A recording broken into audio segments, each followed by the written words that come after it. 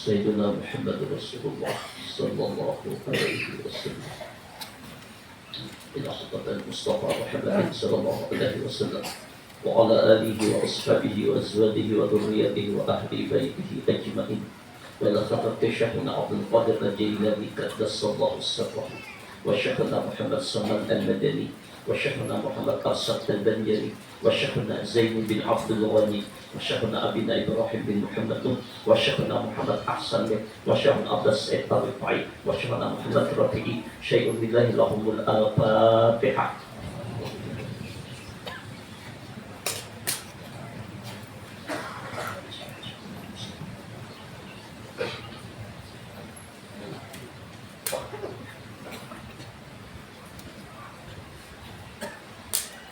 Subhanallah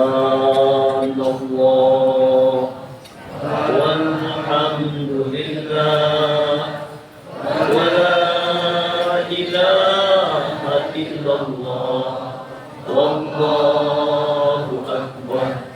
Subhanallah walhamdulillah wa la ilaha illallah Allahu Akbar.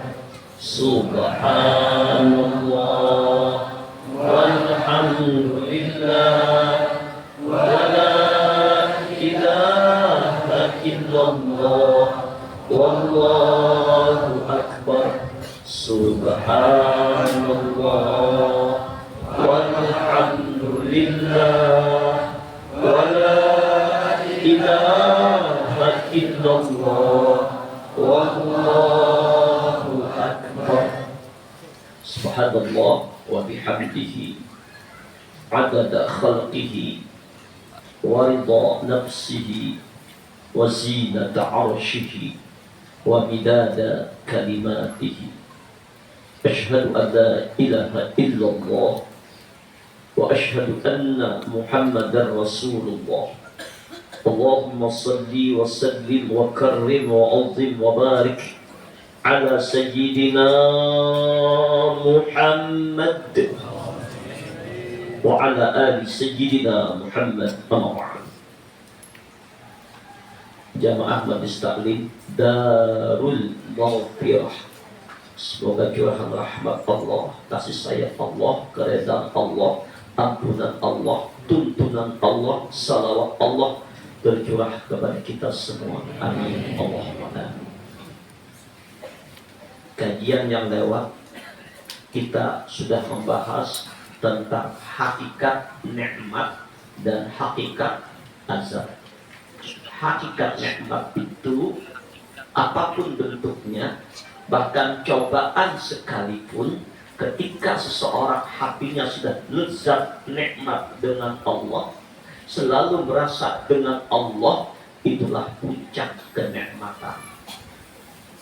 Sebaliknya, hakikat azab itu walaupun bergelimang harta, kekayaan, kenyamanan, makanan, minuman, pengikut yang banyak, tapi hati terhijab dari Allah, jauh dari Allah, itulah azab yang sebenar-benarnya.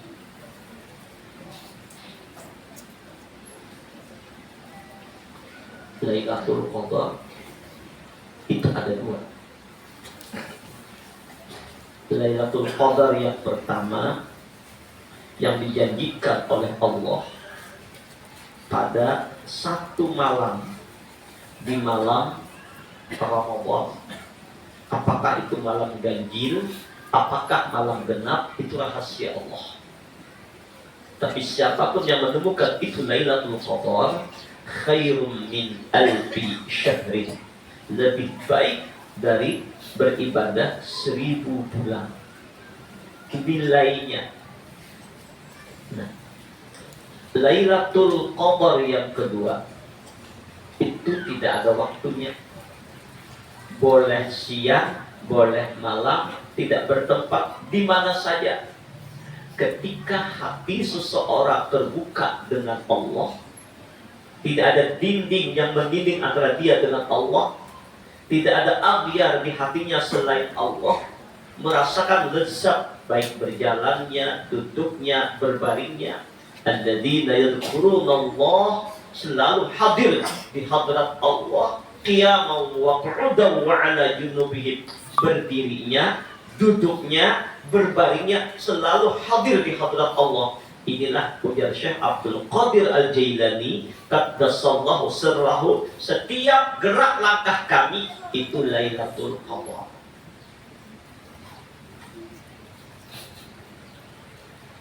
Imam Ibnu Athaillah mengkabarkan tentang rahasia hakikat Lailatul Qadar. Khairu awqatika waqtun tashhadu fihi wujudu faqatika wa turaddu fihi ila wujudi zillatika.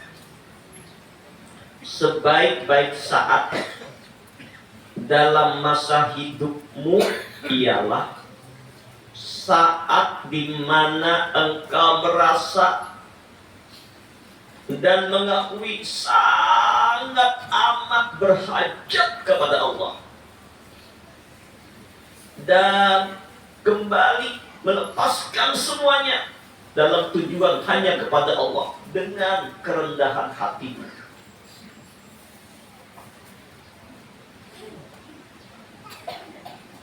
Sebaik-baik waktu dalam hidup ini saat dimana kita ingat kepada Allah dan putus hubungan dengan segala sesuatu yang lainnya,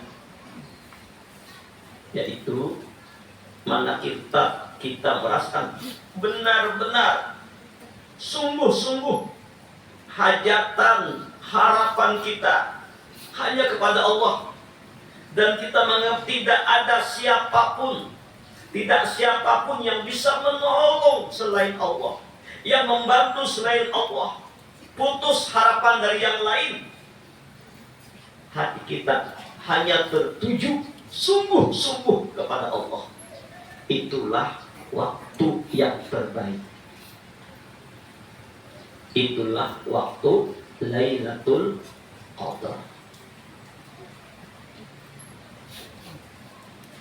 Mari kita lihat beberapa contoh yang Allah isyaratkan dalam Al-Quran. Ketika Nabi Yunus alaihissalam dalam perut ikan, dalam lautan, dalam kegelapan malam, Allahu Akbar, dalam gelapnya laut, dalam lautan, dalam perut ikan, Allahu Akbar. Bayangkan andaikan kita seperti Nabiullah Yunus, apa yang terjadi? Maka insya Allah batin kita seperti Nabiullah Yunus, yang mana Allah ajarkan, Allah kabarkan doa Nabi Yunus, munajat Nabi Yunus hanya kepada Allah, la ilaha illa anta. Tidak ada lagi yang bisa menolong, yang membantu, yang menyelamatkan, hanya Engkau. Nabi Yunus sudah putus harapan dengan siapa saja. Kepada siapa? Dalam perut ikan, dalam lautan. Tidak ada lagi yang lain. Penuh tauhid kita. Tauhidnya Nabi Yunus hanya kepada Allah. Tidak ada lagi sandaran, harapan, tujuan, gantungan, minta pertolongan, melepaskan segala sesuatu. Tidak ada lagi yang lain selain Allah. Itulah makna la ilaha illa anta. Tidak ada lagi sudah yang lain yang bisa menolong selain Allah.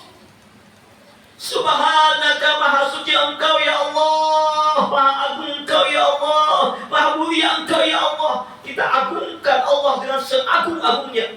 Subhanaka, inni kuntu minaz zalimin. Orang ini orang yang paling hina, orang yang paling zalim, orang yang paling banyak dosa, orang yang penuh dengan kekurangan. Jadi inilah saat yang mustajab ketika kita sangat berhajat, sangat berhajat kepada Allah, bergantung kepada Allah, berharap kepada Allah dalam segala hal, dan merasa diri hina, nggak ada apa-apanya.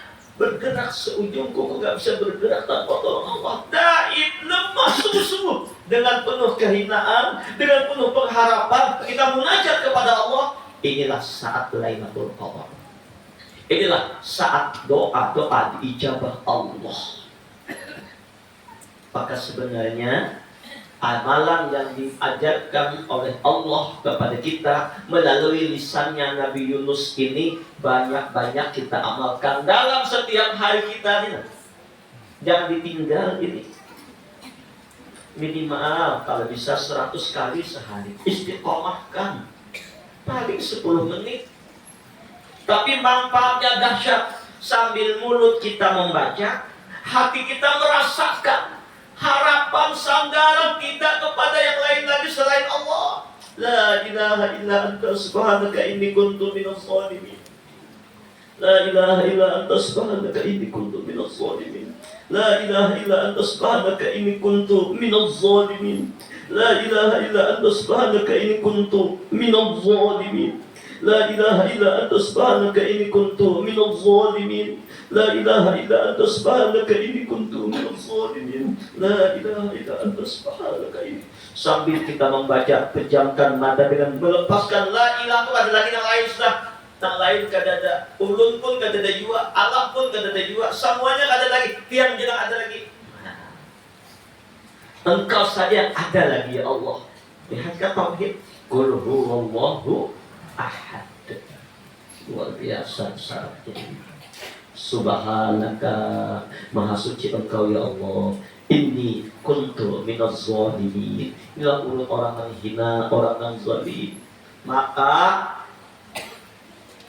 insyaallah biiznillah, apapun problem, kesulitan yang kita hadapi dalam hidup ini, memang sengaja cobaan ujian itu Allah yang datangkan. Untuk apa? Agar kita bergantung kepada Allah, agar kita meminta kepada Allah, agar kita berhajat kepada Allah. Maka apapun problem yang menimpa, sungguh-sungguh kita minta kepada Allah, sungguh-sungguh kita berhajat kepada Allah. Insya Allah Allah akan berikan jalan keluar, sebagaimana Allah berikan jalan keluar kepada Nabiullah Yunus alaihissalam. Keluar dari perut ikan, diselamatkan di pantai oleh Allah. Yang pengikutnya datang berbondong-bondong menyambut kedatangan Nabi yang menjadi durhaka, tobat, sadar, memuliakan kembali Nabi Yunus. Ini dahsyat.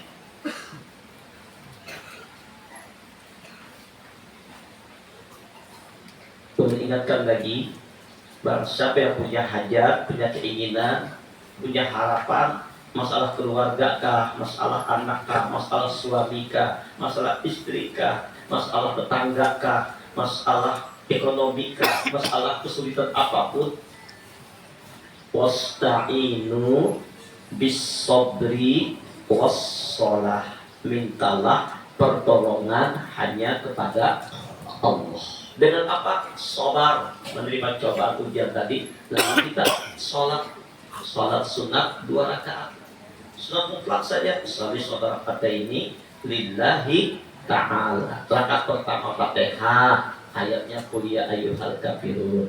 Rakaat kedua Fatihah, ayatnya qul huwallahu ahad. Kalau kada hafal qul huwallahu cukup. Kada hafal Fatihah saja. Kada hafal Fatihah, belajar bahasa. Nah, ketika sujud terakhir, setelah kita membaca subhana rabbiyal a'la wa bihamdi, maka di situ kita membaca la ilaha illa anta subhanaka inni kuntu minaz zalimin. La ilaha illa anta subhanaka inni kuntu minaz zalimin. La ilaha illa anta subhanaka inni kuntu minaz zalimin. Dengan penuh perasaan kita berharap, bergantung, bersandar penuh kepada Allah. Baca itu sebanyak 41 kali dalam sujud dengan kasab boakna. Ya caranya kau aja. Itu kau aja. Main tangan aja. Kau aja insyaallah. Setelah 41 kali pian pada dalam sujud, baru apa yang pian hajatkan minta dalam hati lawan Allah. Insyaallah Allah berikan jalan keluar. Kapan kabulnya itu terserah Allah. Tapi insyaallah hati yang jelas dulu, hati yang gelisah jadi tenang, yang tidak suntuk jadi lapang. Allah akan berikan ketentraman, kedamaian, kelapangan jiwa. Inilah waktu terindah. Dan usahakan hati semacam ini bukan hanya ketika dapat cobaan.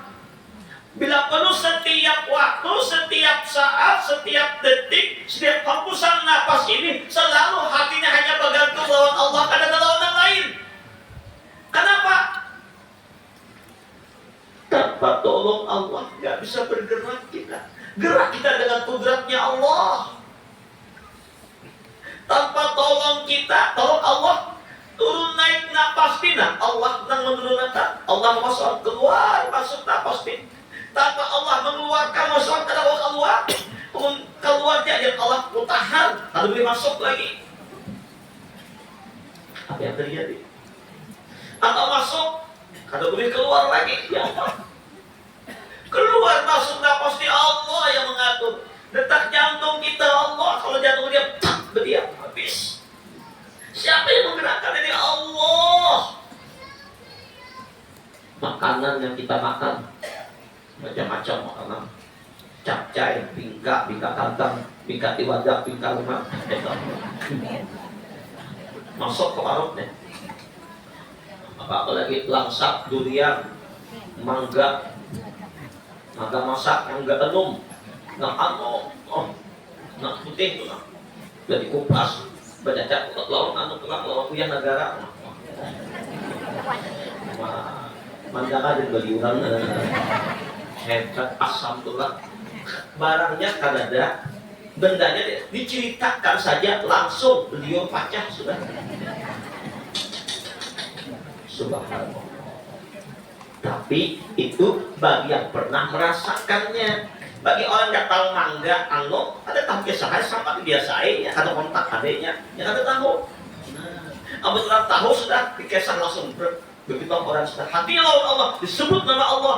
Innamal mu'minun lalladzina idza dzukirallah wajilat qulubuhum, bergetar jiwanya, terbuka hatinya untuk memandang Allah. Inilah pandangan batin seorang hamba Allah dalam segala hal, bahwa selalu dimanapun ia ada pisahan oleh Allah.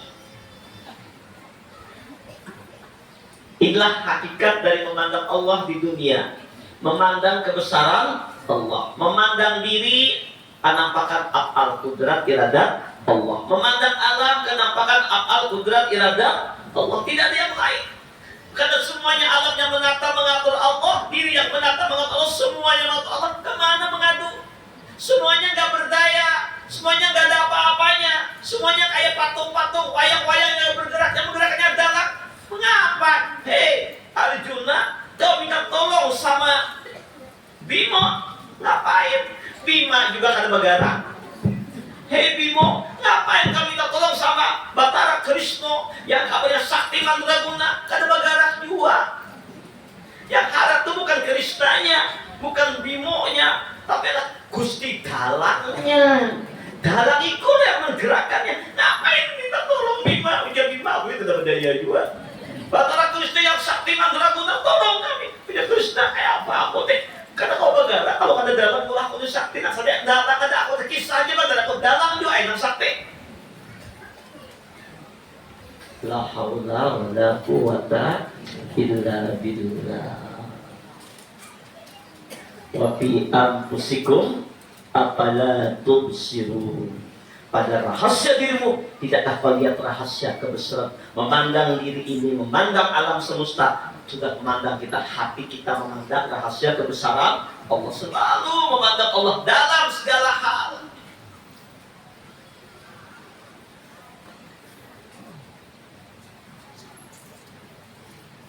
inilah pegangannya, pikutannya para nabi. Inilah pegangannya, pikutannya para wali. Kita ulang cerita masa lalu tentang seorang aulia Allah, Syekh Ibrahim Al-Mabtuli. Syekh Ibrahim Al-Mabtuli ini seorang wali besar yang mendapat anugerah dari Allah. Semenjak kecil, semenjak anak-anak, selalu mimpi bertemu Rasulullah. Allahu Akbar. Setiap malam mimpi ketemu Rasulullah. Kita berapa kali lebih ketemu Nabi? Mudah-mudahan sebelum wafat kita dapat izin untuk bisa mimpi ketemu Rasulullah. Niatkan setiap malammu mimpi rindu ingin bertemu Nabi, walaupun hanya sekali. Namun kalau kau aja mimpi, ya tetaplah kita terus beribadah bersama banyak. Jangan baca salat anak mimpi bertemu Nabi, pas kalian kadang baca salawat, salah fatal. Baca salawat kok ingin ketemu Nabi, ingin mimpi ketemu Nabi, karena maksud perintah Allah. Insya Allah siapapun yang mencintai Nabi, yang bersama Nabi, walaupun ada mimpi ketemu Nabi di dunia, Rasulullah melihatnya. Insya Allah ketemu Nabi di akhirat. Lalu semacam kacanya, kak kecilnya Ibrahim Al-Mabtuli berkata sama mamanya, "Mama, ulun ma'ai mimpi bertemu Rasulullah berulang-ulang." Apa jawab mamanya? "Nak, kalau engkau masih mimpi bertemu Nabi, belum lelakian, engkau masih bancir makanya." Rupanya mamanya wali juga. Benar atau pada Ibrahim terus bermusyahadah dengan Allah, bertakarub kepada Allah dan mahabbah lawan Nabi sampai masuk surah, masuk khalwat.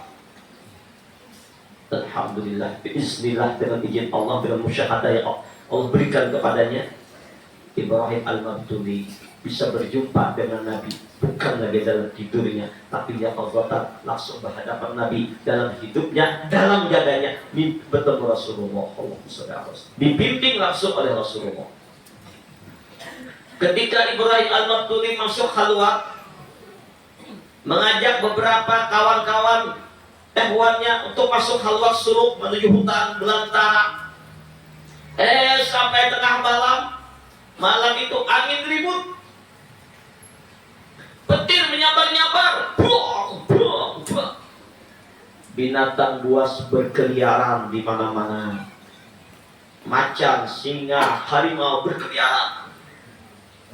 Lihat kondisi semacam itu, pengikut Ibrahim Al-Mabtuli bertugas naik ke atas pohon,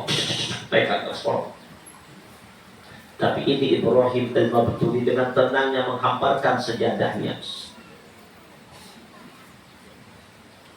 sholat dengan tenang. Allahu Akbar. Dikelilingi macan. Selesai sholat duduk.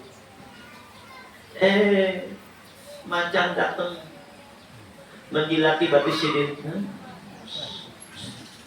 Tenang aja sidin. Menjilati tangan sidin. Tenang apa? Sampai pagi. Malam kedua, Ibrahim Al-Mabtuli masuk hutan lagi.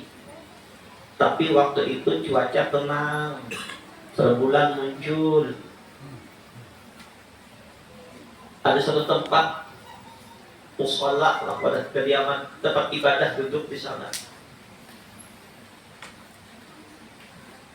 Tiba-tiba Ibrahim Al-Mabtuli didatangi seekor nyamuk, digigit nyamuk. Ketika itu langsung Ibrahim Al-Mabtuli gelisah, nggak tenang, nggak nyaman, mukanya pucat, pasif, kayak nggak ada ketenangan, nggak ada kedamaian, kayak ketakutan. Sehingga murid-murid yang bertanya, "Guru, Malam pertama, singa, macan, harimau mengelilingi guru. Tapi guru dengan tenang, dengan santainya, dengan nyamannya, bahkan beberapa binatang menjadikan guru nggak ada apa-apanya, tenang sekali. Tapi kenapa malam yang kedua ini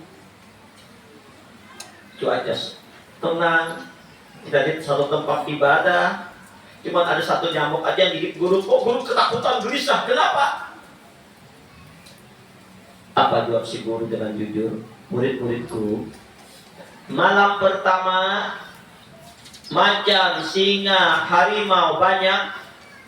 Ketika itu hatiku tertuju penuh hanya kepada Allah, tidak memandang yang lain yang bisa menolong selain Allah. Gantunganku hanya kepada Allah, sandaranku hanya kepada Allah. Aku menganggap makhluk semuanya gak ada apa-apanya, gak punya kekuatan hidup tanpa dengan kudrat dan Allah, gak ada daya mereka semua. Maka gantunganku hanya Allah, berserah kepada Allah, berlepas dari segalanya. Hanya Allah tujuanku, gantunganku, sandaranku, harapanku. Maka ketika itulah Allah tenangkan jiwaku, Allah damaikan hatiku, dan aku sudah ma'allah dalam jiwaku. Itu singa, harimau, macan menjilat-jilat sedikit. Kenapa Allah? Singa ini sahabat mengarah pada siapa kan? Nama menjilat siapa kan? Ada lain apanya Allah. Kada Bima, kada dalam sakti, kada Arjuna, kada dalam. Malam kedua, binatang tidak ada, cuaca tenang, hanya nyamuk aja. Tak kau bisa kenapa? Malam kedua itu hatiku kada bergantung lawan Allah. Aku bergantung dengan kekuatan diriku, dengan mengandalkan ilmuku, dengan amalku, dengan ibadahku, dengan merasa aku punya kelebihan karamat. Nah, ketika itulah Allah cabut kedamaian di hatiku, Allah cabut ketenangan dalam jiwaku, Allah masukkan ketakutan, keresahan, kegelisahan. Kenapa? Aku bersandar lawan diriku, bersandar dengan amalku, bersandar dengan ibadahku, bersandar lawan diriku. Aku ada bergantung lawan Allah. Inilah kunci rahasia. Amal banyak, ibadah banyak, tetap, tapi sandaran, gantungan hati hanya kepada Allah. Setiap waktu, setiap saat, setiap detik, setiap menit, setiap hembusan napas turun naik napas masuk, Allah. Detak jantung, Allah, Allah. Jiwa dan rasa merasakan la haula wala quwata. Jiwa dan rasa merasakan tidak ada dengan ada la ilaha illa anta, hanya engkau yang ada ya Allah. Nah, yang ada ini, kenapa kebesaranmu, nampak kudrat iradatmu, maka itulah hakikat Lailatul Qadar. Selanjutnya, mata aw hasyaka min khalqihi fa'lam annahu yuridu ay yaftahalaka babal unsi bihi.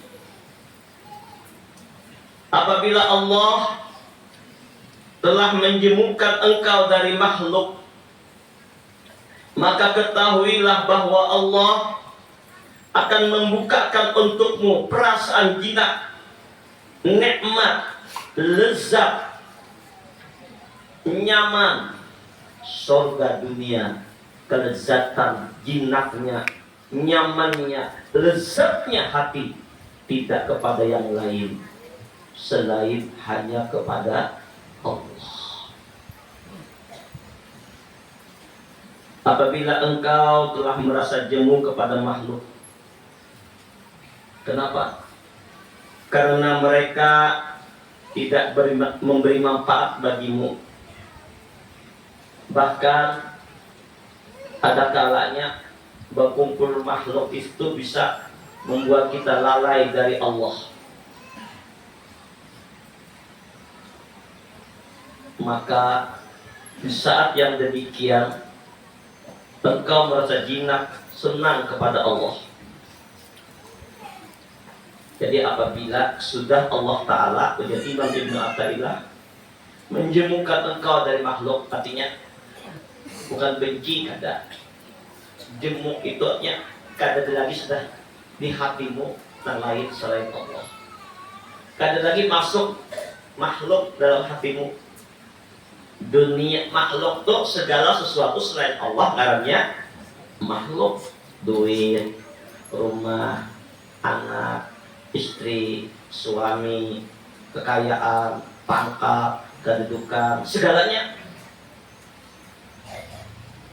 Bahkan surga, neraka itu makhluk berataan. Maka sudah ini kalau kita bagi kita golongan awam bolehlah masih berharap surga, memang Allah jadikan surga. Takut neraka, memang Allah ancam dengan neraka berbuat dosa. Bagus negaranya raja wal khawf. Jemu kita dengan makhluk, artinya kada lagi pikiran, hati, perasaan lawan makhluk. Tetap bersahabat. Ujar Rabi'ah, ya Allah, fisik ulun berkumpul manusia. Lidahku berbicara dengan handai taulan, hatiku hanya denganmu. Nah ini maksudnya. Bukan berarti kada bakawan lagi selama jika banyak kada perlu lagi. Aku kada perlu makhluk, bini kada perlu lagi, anak kada perlu lagi.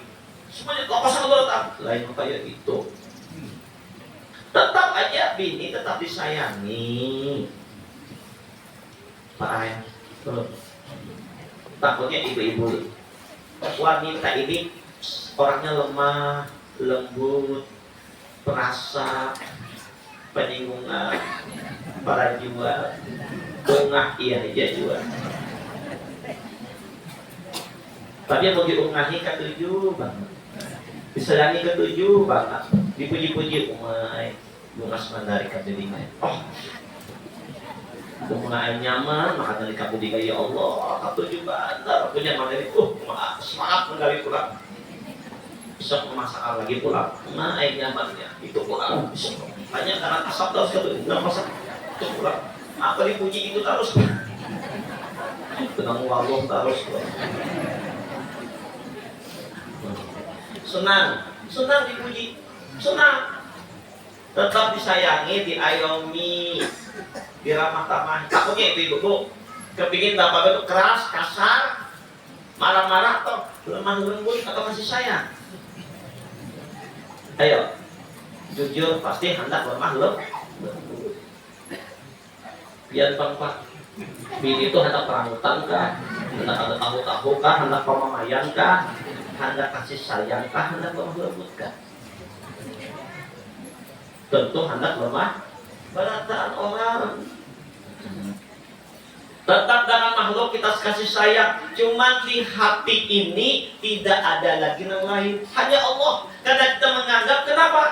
Makhluk itu tidak bisa memberi manfaat dan tidak bisa memberi mudarat. Bahkan kadang-kadang berkumpul makhluk bisa aja membuat kita lalai dari Allah. Coba lihat, mana bagusnya musuh, artinya orang-orang yang membenci kita, orang-orang yang nggak senang dengan kita, tapi membuat kita dekat dengan Allah. Teman menyanjung kita, muji kita, tapi membuat kita jauh dari Allah. Mana bagusnya? Tentu lebih baik teman yang membuat dekat dari Allah. Kawan, kami ada kawan, musuhmu.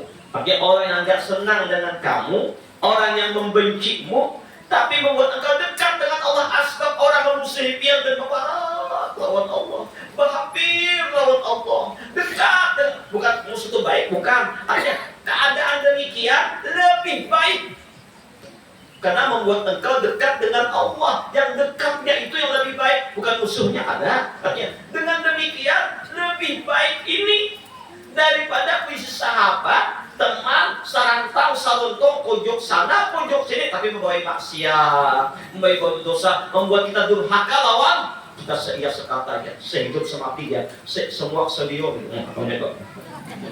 sakaguringan, apa lo, kemana berjalan sama, oh ke sana. Nah, dalam maksiat apa artinya? Carilah sahabat-sahabat yang kalau kita berdekatan dengan mereka, tanda Allah memberi rahmat kepada seorang hamba, didekatkan dia dengan orang-orang yang dekat. Ketika bersahabat dengan orang tersebut, dia tambah dekat dengan Allah.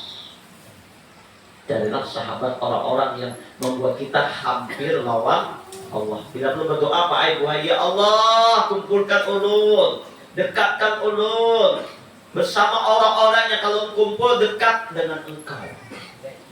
Kumpulkan hamba bersama-sama orang yang membuat aku dekat dengan Engkau. Tambah taat kepada Engkau. Lepaskan hamba, jauhkan hamba dari orang-orang yang membuat aku jauh darimu. Jadi kita kurang tuh kawan, jauh dari tangan mereka lagi. Kata apa? Oh, mungkin tidak belajar cocok. Jangan sakit hati. Musuh tadi membuatmu dekat dengan Allah. Mari kita lihat satu riwayat zuriat Rasulullah, Zainal Abidin. Mahkotanya, perhiasannya orang yang ahli ibadah. Zainal Abidin ini zuriat Rasulullah, anak cucu Rasulullah. Jadi punya murid yang banyak. Ketika masuk sebuah majelis pengajian, tiba-tiba ada orang yang datang langsung, Bamamai lawan sidin, tahu ada apa kata Bamamai? Kau ini bukan Zainal Abidin, tapi Syarrul Abidin. Sejahat-jahat hamba Allah, ikan leonnya. Menunjuk langsung ke majelis, jamaah banyak, mengawal anak itu dosen. Datang orang beri tapi kami ini ngaku-ngaku namanya Zainal Abidin. Bukan, kami Syarrul Abidin, sejahat-jahat hamba Tuhan. Ya ikan orangnya. Apa di Bamamai kayak itu? Zainal Abidin tenang, tapi murid mengambilkan hati. Ini kayak itu, hendak kamu duduk jatuh. Lalu orang nama Mama Sri datangi.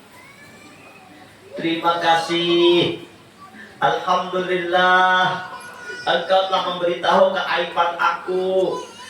Tahulah engkau, dan engkau ceritakan tentang kejelekan aku itu belum apa-apaan. Itu gak ada apa-apanya. Masih banyak lagi keaiban-keaibanku yang kadang diketahui orang yang Allah tutupi. Aku lebih dari itu sebenarnya. Lebih jahat dari apa yang kalian sangkakan. Lebih. Cuma Allah menutupi aja di sini. Tiba-tiba saya mau ambil duit ke kantong. Langsung menunjuki, terima kasih atas teguran engkau. Kau tangkat aku akan kekurangan untuk berapa? 1000 dirham dari duit. Melihat itu, orang namanya Mbak Sidin tadi tercengang. Masya Allah, engkau benar-benar zuriat Rasulullah. Seluruh zuriat Nabi dihina, dicaci maki, diapai, gak pernah membalas. Malah dibalasnya dengan kebaikan-kebaikan. Orang yang menzaliminya dibalasnya dengan kebaikan. Lihat, disambati macam-macam. Orang alim, ahli ibadah, memang luar biasa disambati. Tersebut, aku baca kekurangannya. Kita kan tahu sedikit ya. Tersebutnya, alhamdulillah kita baca. Diberi duit.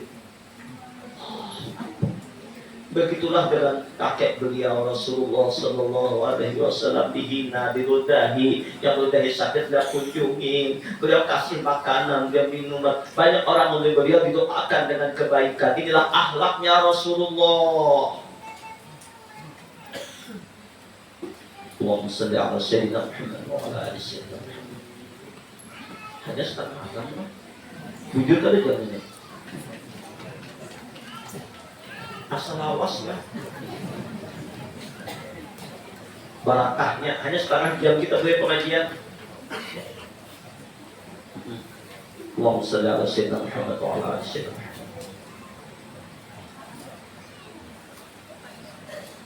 Ketika Syekh Abu Yazid Al-Bustami diperlihatkan oleh Allah alam malakut dan segala macam alam-alam, kemudian ditanya, adakah sesuatu yang menyenangkan engkau? Apa jawab beliau? Tidak ada. Tidak ada yang menyenangkan aku melainkan kezatan Tuhan yang bersamamu. Orang yang sudah hatinya lawan Allah, nang tertuju lawan Allah, nang bergantung lawan Allah, maka apapun tidak membuatnya lezat selain dengan Allah. Hatta surga sekalipun, ini makhluk. Jadi orang-orang yang arif billah, para aulia Allah itu dunia haram bagi dirinya, akhirat haram bagi dirinya, surga haram, yang ada hanya Allah. Jadi ada lagi ikatan belenggu dunia, jauh. Harapan surga pun tidak ada lagi. Yang ada di hatinya hanya lawan Allah. Hasbi nafsi jalallah. Cukup pada diriku ini kebesaran Allah. Ma fi qalbi illallah. Ada Nabi sallallahu la ilaha illallah. Mata atlaqa lisanaka bit-talabi fa'lam annahu yuridu ayyu'tiyaka. Apabila Allah telah melepaskan lidahmu untuk meminta, maka ketahuilah bahwa Allah akan memberi kepadamu. Tanda bila kita berhajat, dikabulkan Allah hajat kita itu apabila Allah menggerakkan hati untuk berdoa. Lalu kita berdoa meminta kepada Allah, itu alamatnya kan yang menggerakkan kita berdoa siapa? Allah. Menyuarakan kita untung siapa? Itu alamat doa itu kabul. Karena kita merasa nak menggerakkan aku berdoa Allah. Jangan merasa kita nak berdoa. Nah ini maksudnya. Jangan merasa kita yang meminta. Kita memang berhajat, tapi nak menggerakkan kita meminta Allah. Yang menolong kita bersuara minta Allah. Jadi doa ini zahirnya hamba meminta, tapi Allah, tolong Allah, kudrat iradah Allah. Abdullah bin Umar radhiyallahu anhu berkata, Rasul sallallahu alaihi wasallam mengingatkan kepada kita, ujar Rasulullah, siapa yang telah mendapat izin untuk berdoa, berarti telah dibukakan baginya pintu rahmat dan tiada diminta sesuatu yang lebih disukai oleh Allah daripada dimintai maaf dan selamat dunia akhirat. Doanya yang mana? Rabbana atina fid dunya hasanah wa fil akhirati hasanah wa qina adzabannar. Ini setiap doa panjang jangan kada ditutup dengan doa ini. Rabbana atina fid dunya hasanah. Ya Allah, datangkan kepada kami hasanah di dunia. Apa hasanah di dunia?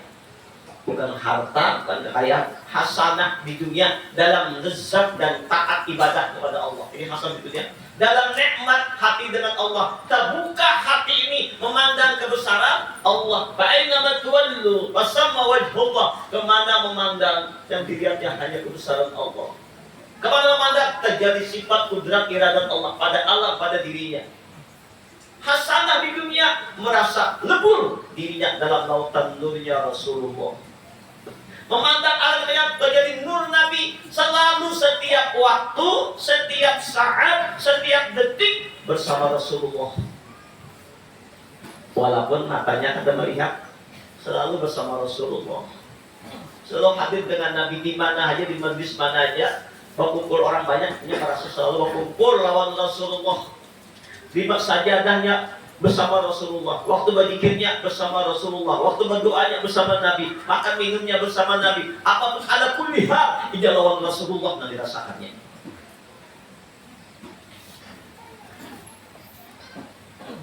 Ini hasanah di dunia.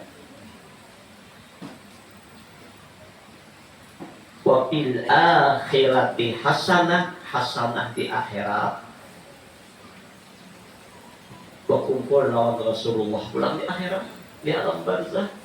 Berkumpul lawan Rasulullah di padang mahsyar. Berkumpul lawan Nabi di dalam surga. Wakina ada benar, bebaskan azab nar. Nar itu api. Ini ada dua dalam hidup ini Pak. Ada nar, ada nur. Nur itu lambang terjadinya Rasulullah. Nar, lambang iblis. Bila ada nar, ada nur. Bila ada nur, ada nar. Nar ya api, suka maksiat, berbuat dosa, emosi, ego, dan segala macam. Nar. Nur, senang berzikir, tawadu, rendah hati, dekat dengan Allah, suka bersalawat. Nur.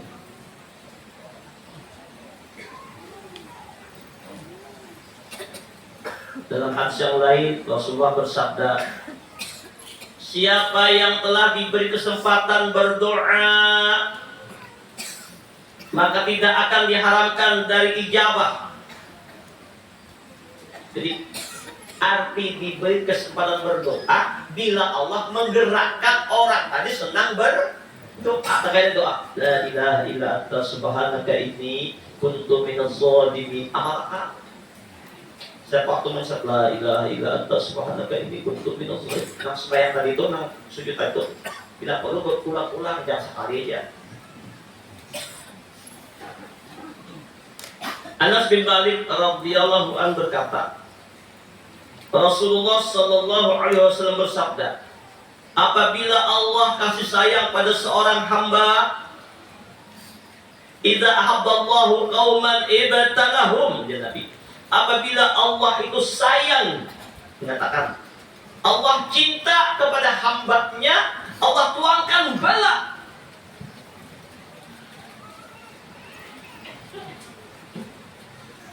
Maka bila ia berdoa,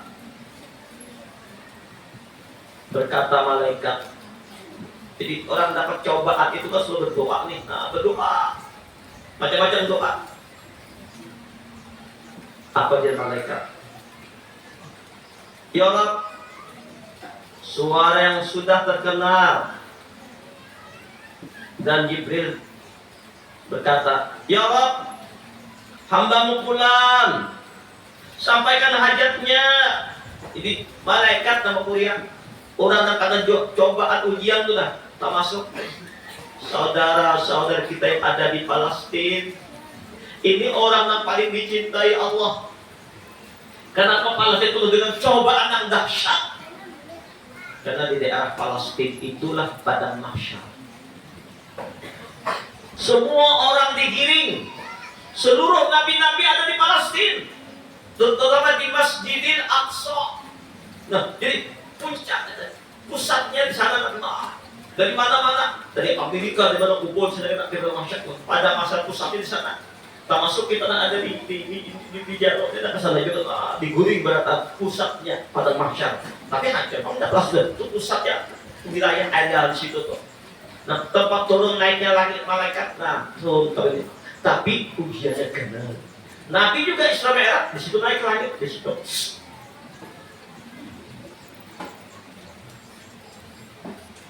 Dari bulan anak-anak yang wafat. Biasanya anak yang menguburakan kuita. Sekarang Ibah Ajab lahir anak ada berapa lawas, kuita yang menguburakan kuita. Bayangkan kadang di Palestina seorang anak kecil berluka-luka, teriak-teriak menangis, abahnya gak ada, ibunya gak ada, kenapa dibom? Kemana mengadu? Kuliah kemana? Atapnya langit, tempat kasurnya bumi, makanan sangat-sangat sedikit. Cobaan ujian dari Allah. Tapi insya Allah mereka lah orang-orang yang sangat dicintai Allah. Mereka lah orang-orang yang banyak menjadi orang-orang yang penghuni surga, orang-orang yang mati syahid. Bahkan ketika orang-orang dapat cobaan tadi, telah mendapatkan nikmat di akhirat, nikmat surgawi, dilihatkan amal yang banyak, mereka bertanya, ya Allah, dari mana ini amal? Ini cobaan yang kami berikan kepada engkau di dunia. Engkau disakiti orang, engkau difitnah orang, engkau dijalimi orang, engkau disina orang, engkau disambati orang, macam-macam. Jadi jangan kepok dengan sambatan orang biasa aja. Malah berbalik duit namanya berarti dasar puja loh Pak. Zainal Abidin, Allah balik duit ya berarti. Coba Pak, ada punya berarti pian Pak, pakai hanya seperti itu. Terima kasih. 100.000 balik ini. Udah sebentar pihak harus diberi duit.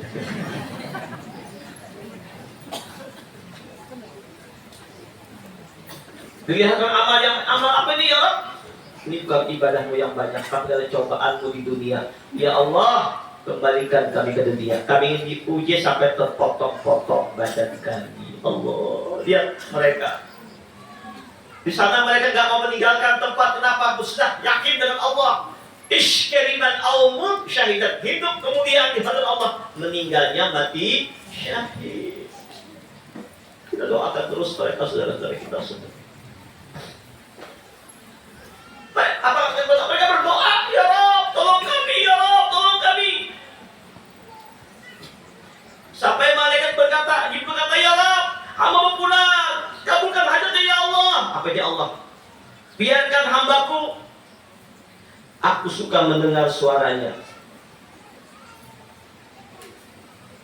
Ya Allah, biar dia dulu. Aku itu, aku untuk kabulkan ya kata. Hampir berdoa. Banyak yang terjadi bilang, oh ada masalah, tahajud sama malam, masalah selesai, hampir tahajud. Baca hijab ini, salawat kamliyah berapa ribu, hadap hajat, kabul hajat, tadi itu salawat. Banyak. Jadi bukan Allah nggak mengabulkan, Allah senang mendengar. Apa ya Allah? Aku senang mendengar rintihannya. Maka apabila hamba berkata, ya Rabb, ya Rabb, apa jawab Allah? Labbaik ya abdi, labbaik ya abdi, labbaik. Ada apa ya hambaku? Aku menahimu ya hambaku. Tiada engkau berdoa melainkan aku sambut, dan tiada engkau minta suatu melainkan pasti aku berikan.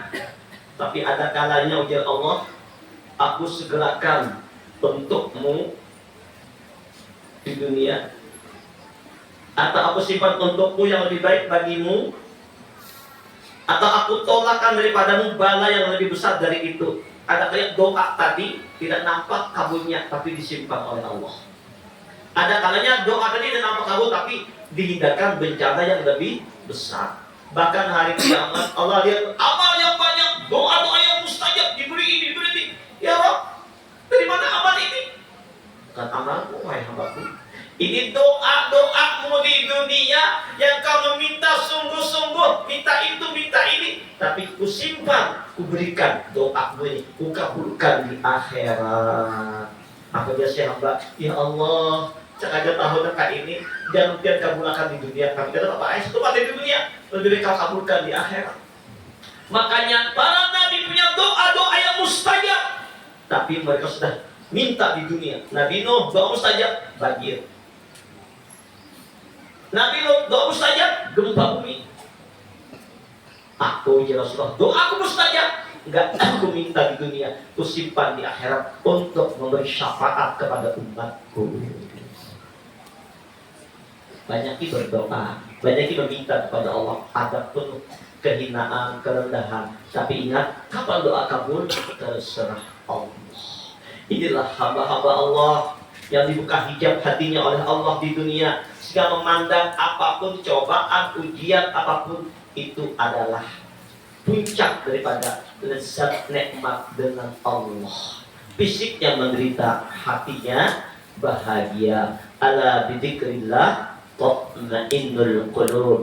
Dengan ingat Allah, hati damai, tenang, tentram. Alhamdulillah. Barangkali ini saja yang dapat kami sampaikan.